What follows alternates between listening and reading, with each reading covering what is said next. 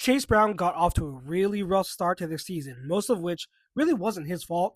The Bengals' offensive line was just so bad. But starting in week 7 against the Steelers, he's finished with at least 100 yards from scrimmage in 8 of his last 10 games. And against the Cardinals, he had 101 rushing yards and 2 touchdowns on 22 carries, as well as 40 receiving yards on 3 receptions. The Bengals have compared Chase Brown to a new version of Austin Eckler, which is a good comp. So one of the things that Brown is exceptional at is being a receiver out of the backfield. Here he is catching a swing pass, and even though it's an easy throw and catch, keep an eye on how Brown catches the ball softly with his hands away from his body. Now he's one-on-one with the safety, Dajon Taylor Demerson, and this shows how explosive Brown is. He doesn't have to wait to break Taylor Demerson down. He makes a cut and gets upfield on a 45-degree angle, and Taylor Demerson barely even gets a hand on him.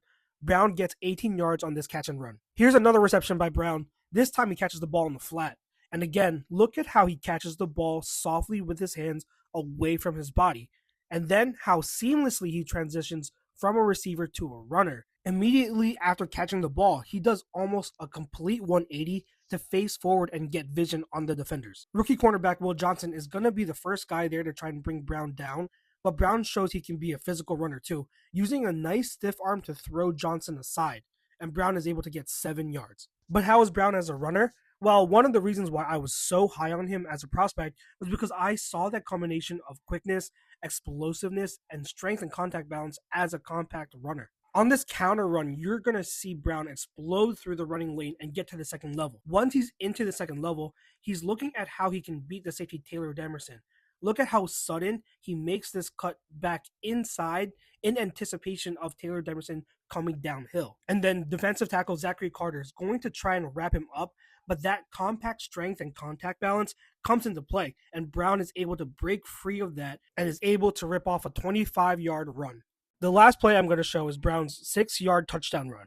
And here, I want you to see how explosive he is laterally. He's going to keep a vertical path here and press the line of scrimmage, which draws the second level defenders inside. Then he's going to make his cut and get all the way over here to this B gap in an instant.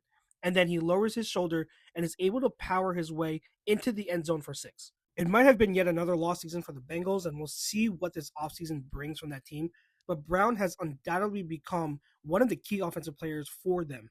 And just because Brown is on a bad Bengals team, make sure you don't forget about him when you talk about the top running backs in the league, because he absolutely is one.